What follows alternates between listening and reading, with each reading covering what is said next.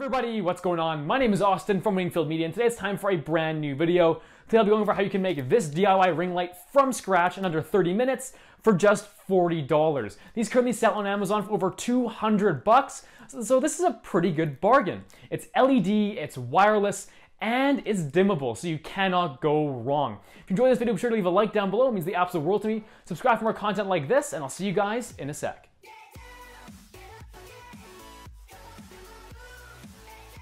So, making this is actually drop dead easy. I pretty much failed art in elementary and junior high school, and I managed to finish this in under half an hour, which is pretty impressive. I'm very proud of myself, as you can probably tell. So if you at least know what arts and crafts are, you know how to use Scotch tape, it should take you at most 10 minutes. It's really drop dead easy. So the things you're gonna need is, first of all, you're gonna need a wreath frame. I recommend buying one that's about 18 inches in diameter.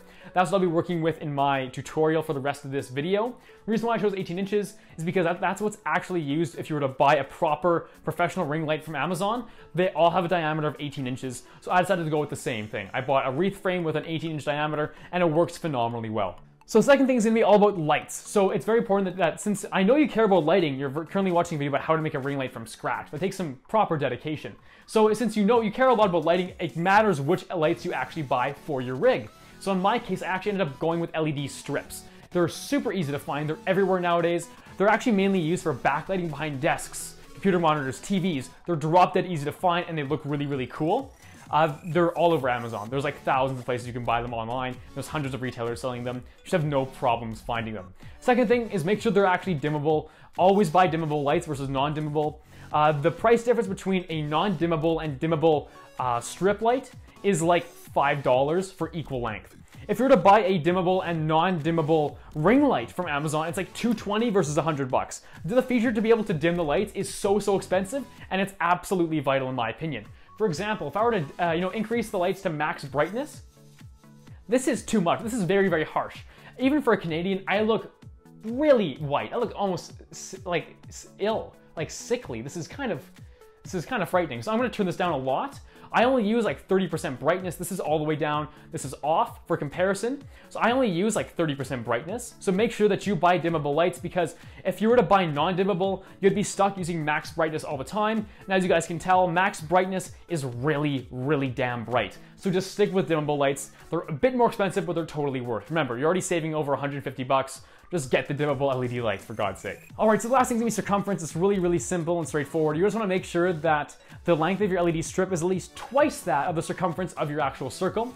You can determine your circumference by, a fun little math trick learned in grade 9. Circumference is equal to 2 times pi times the radius of your actual circle, or in this case, your wreath. My wreath frame has a diameter of 18 inches, so it has a radius of only 9 inches. And if you do the math there, I ended up getting a 118-inch long LED strip from Amazon. And that goes around the circle about I'm looking at my ring light right now, so I don't know what the actual number is, but it looks like it goes around my circle 2.2, 2.3 times, and it looks really good. It does a great job, and I'm really happy with it. So if you are following me verbatim, 18-inch diameter, go with a 118-inch long LED strip, works great. All right, so let's actually get started with actually making this from scratch. So the first things first, you want to actually start applying the aluminum foil to the actual wreath itself. So you just want to simply wrap it around and then Scotch tape it, and it works really well. It's super easy to do. It should take you a couple minutes. Be sure not to actually tear the aluminum foil. The reason why I chose to use aluminum foil for this is because it actually helps get a much more even lighting look, because these LED strips actually display light at about a 180-degree angle. If any are crooked, it'll reflect off the aluminum foil and back at you, so it looks really good. You get a really nice even look. So that's why we decided to go with aluminum foil. Just don't tear it if you can avoid it. So the second thing is going to be actually applying the lights to your ring light. This is probably going to be the most challenging part. It's kind of a pain to do. These LED lights, these strips, they're not actually meant to be applied in a circular fashion. They're meant to be applied in parallel and perpendicular lines. This isn't really the best place for them. So what I recommend you do is you actually use Scotch tape for this. You may buy an LED strip that actually has tape on the back that you can peel off. Don't use that because it won't stick well with the tinfoil. And if you mess up, you'll end up having to tear the tinfoil off as well with you. So don't use the actual tape already applied. You want to use your own Scotch tape and just simply tie around the actual width of the ring light. So what I recommend you do is put down 3 lights along the strip, then put down a piece of tape, crimp the angle of the strip a bit, another piece of tape, and then 3 more lights. And keep following that pattern. We go 3 lights, tape, crimp, tape, 3 lights, tape, crimp, tape, until you're all the way around the circle. You have a really, really even pattern. I started using that pattern towards the end when I was about over halfway done the circle, and it looks really, really good. The first half doesn't look good, but I'm not gonna go back and change it because screw that was a ton of work to do. And as you can tell, the finished product looks quite nice. I can't really complain with how good this image looks. So that's what I recommend when you're actually applying the lights. So last thing you wanna do is you wanna make sure that the actual power bar and USB that's connected to your LED strip doesn't pull on the Scotch tape and potentially tear the tin foil or potentially even tear the actual LED strip itself.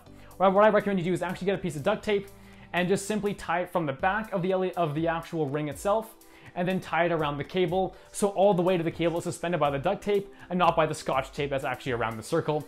It works significantly better, and that's what I recommend you guys do.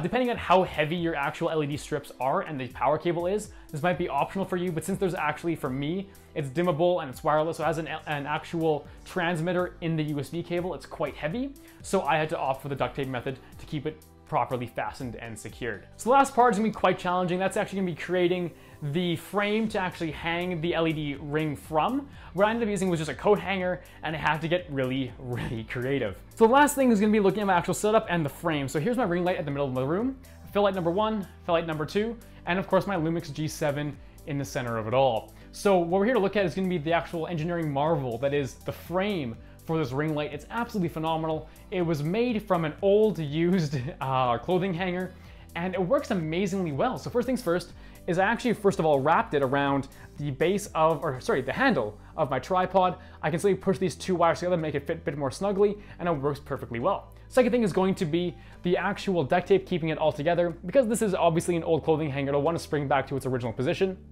So this helps keep it all nicely contained and close together. It also prevents it from scratching my camera. As you can tell, this actually rests directly on my camera, which is kind of a problem, but it's not a big enough problem yet for me to actually try and make a new one. It's not really that big of a deal, let's be very honest with ourselves. And of course, lastly is going to be the actual hanger that I use to hang the ring light on. This is probably the only small flaw of this design, is that it swings. You can of course tighten this and make this gap much more narrow, so that when it actually sits within the gap, there isn't any swinging motion to it. But of course, this is of course version 1 of my frame, and I'm really, really happy with how it works regardless, so I'm not really gonna touch it anymore. Also keep in mind that since this is affected by gravity, it'll always be 90 degrees to the floor, it'll always be perpendicular to the floor.